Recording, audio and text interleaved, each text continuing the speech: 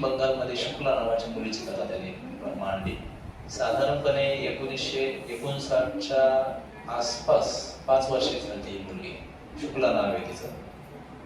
तर तिच्या वडिलांचं नाव आहे के.एन. सेनगुप्ता. सेनगुप्ता नावाचे काही बंगालमध्ये ग्रस्त आहेत. ते रेल्वे कर्मचारी होते. ते हे रेल्वे कर्मचाऱ्याच्या घरामध्ये एक मुलगी जन्माला आली. ही मुलगी जेव्हा 1-1.5 वर्षाची झाली तेव्हा ती काय करायची, एका झोळीमध्ये छोटी उशी ठेवायची, त्याला झोका द्यायची. झोका देऊन म्हणायची की माझी मुलगी आहे. जिला झोका देते ती काय आहे, माझी. तर ते ग्रस्तांना आश्चर्य वाटलं, ही तर 1.5 वर्षाची मुलगी आहे आणि हिची मुलगी म्हणजे कसं काय असं.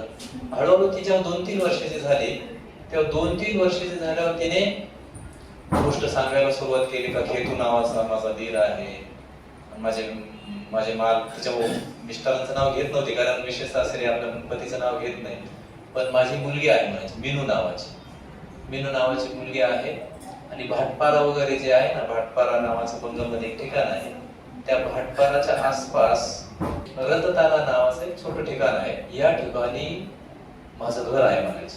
कधीच माझं घर आहे म्हणायचे. ती मागचा जन्म म्हणतच नव्हती, ती सरळ सांगायची की माझं घर आहे, तिथं मीनू नावाची माझी मुलगी आहे. ह्या ग्रस्तांना ते खरं वाटायचं नाही. आता एवढी छोटीशी मुलगी असं सांगते, 2-3 वर्षाची मुलगी आहे, माझं घर तिकडे आहे, माझी मुलगी आहे, मला माझ्या मुलीला भेटायला जायचं. शेवटी ते जाईना तर तिने हट्ट धरलं, जर आता मला जाऊ दिलं नाही तर मी एकटी जाईन. आता छोटीशी मुलगी म्हणल्यावर ह्या ग्रस्त रेल्वे स्टेशनमध्ये त्याने एका ठिकाणी चौकशी केली.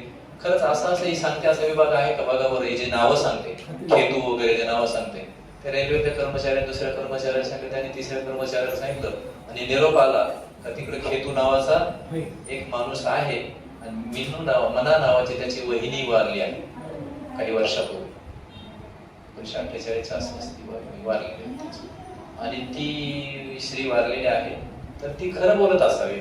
मग सगळ्यांनी विचार केला आणि या छोट्या मुलीला घेऊन ते ठिकाण पाहायला गेले. खरोखरच तिथं आहे का काहीच घर. तिने सगळ्यांचे नाव सांगितले. सासऱ्याचं नाव काय आहे, याचं नाही. अगोदर जातानाच सांगत होते तिकडे माझे असे 20-30 माणसाचं कुटुंब आहे. माझी मुलगी आता तेवढी मोठी झाली असेल, काय झालं असेल वगैरे वगैरे.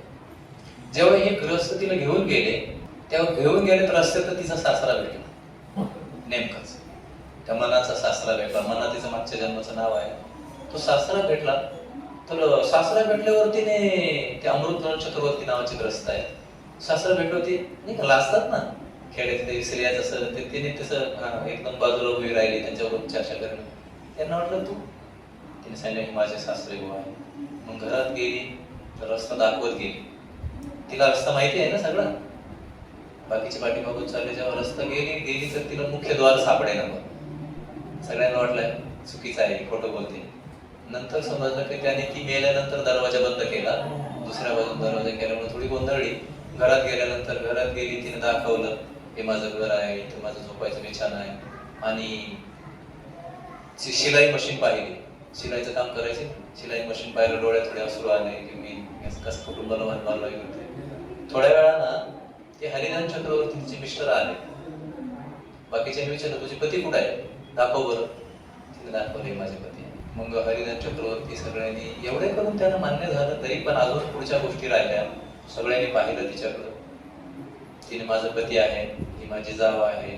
आणि विशेष रूपाने जो लगाव होता, जे मातृत्वाचा लगाव असतो, तो लगाव कोणाप्रती आहे, त्या मुलीप्रती आहे. माझी मीनू कुठे आहे. तो आता मीनू 12 वर्षाची आहे, ही 5 वर्षाची.